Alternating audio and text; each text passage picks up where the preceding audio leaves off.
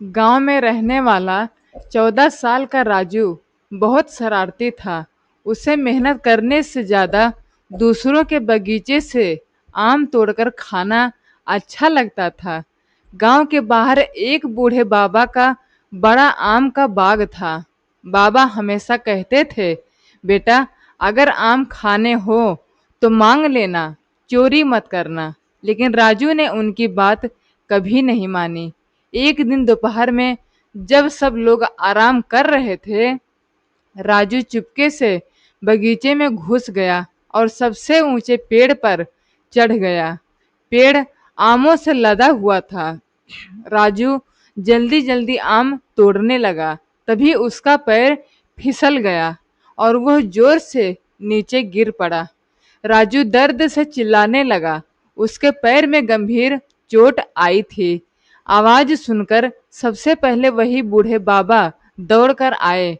उन्होंने राजू को उठाया, घर पहुंचाया और डॉक्टर बुलवाया। राजू हैरान था।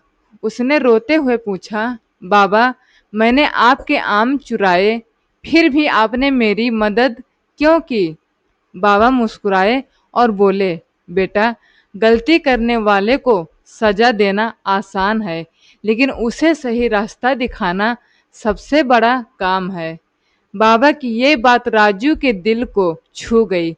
उस दिन के बाद राजू ने कभी चोरी नहीं की। वह रोज बाबा के बगीचे में जाकर उनकी मदद करने लगा, मेहनत करना सीखा, पढ़ाई पर ध्यान दिया और बड़ा होकर गांव का एक ईमानदार और सम्मानित इंसान बना। लोग कहते थे, जिस लड़के ने कभी चोरी के लिए पेड़ पर चढ़ाई की थी, वही आज मेहनत और ईमानदारी की मिसाल बन गया है। राजू अब पूरी तरह बदल चुका था। वो रोज सुबह बूढ़े बाबा के बगीचे में जाता, पेड़ों को पानी देता और गिरे हुए आम इकट्ठा करता। गांव वाले उसकी मेहनत देखकर हैरान थे। एक दिन बाबा ने राजू को अपने पास बुलाकर कहा, बेटा, इस बगीचे की देखभाल अब तुम करोगे। मुझे तुम पर पूरा भरोसा है। यह सुनकर राजू की आंखों में आंसू आ गए। जिस बगीचे से वह कभी चोरी करता था, आज उसी बगीचे की जिम्मेदारी उसे मिल रही थी। कुछ महीनों बाद बाबा बहुत बीमार पड़ गए। उन्होंने राजू का हाथ पकड़कर कहा, मैंने तुम्हारे अंदर एक अच्छा इंसान देखा है। वादा करो कि हमेशा ईमानदारी के रास्ते पर चलोगे और जरूरतमंदों की मदद करोगे। राजू ने हाथ जोड़कर कहा, बाबा, मैं आपका यह वादा जिंदगी भर निभाऊंगा। बाबा मुस्कुराए और हमेशा के लिए इस दुनिया को अलविदा कह गए। अब राजू अकेला था, लेकिन बाबा की सीख उसके साथ थी। उसने बगीचे के आम बेचकर जो पैसे कमाए, उनसे गांव के गरीब बच्चों के लिए किताबें खरीदनी शुरू कर दी। धीरे धीरे उसकी ईमानदारी और दयालुता की चर्चा पूरे गांव में होने लगी। और एक दिन उसी गांव के लोग, जो कभी उसे चोर राजू कहते थे, अब गर्व से उसे ईमानदार राजू कहकर बुलाने लगे। साल बीत गए।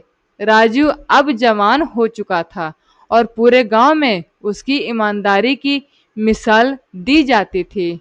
एक साल गांव में भयंकर सूखा पड़ गया। खेत सूखने लगे और लोगों के पास खाने तक की कमी हो गई। ऐसे समय में राजू ने अपने बगीचे की सारी कमाई गांव वालों की मदद में लगा दी। उसने किसी को भूखा नहीं सोने दिया। गांव के बुजुर्गों ने एक दिन सभा बुलाई और कहा, जिस लड़के को कभी लोग चोर कहते थे, आज वही पूरे गांव का सहारा बन गया है। यह सुनकर राजू की आंखें भर आई। उसने आसमान की ओर देखते हुए कहा, अगर उस दिन मैं पेड़ से नहीं गिरता तो शायद कभी अपनी गलती नहीं समझ पाता। यह सब बाबा की सीख का ही फल है।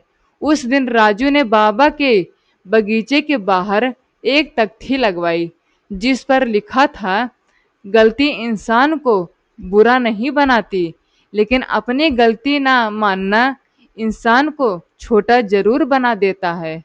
और तभी से राजू की कहानी गांव-गांव में सुनाई जाने लगी।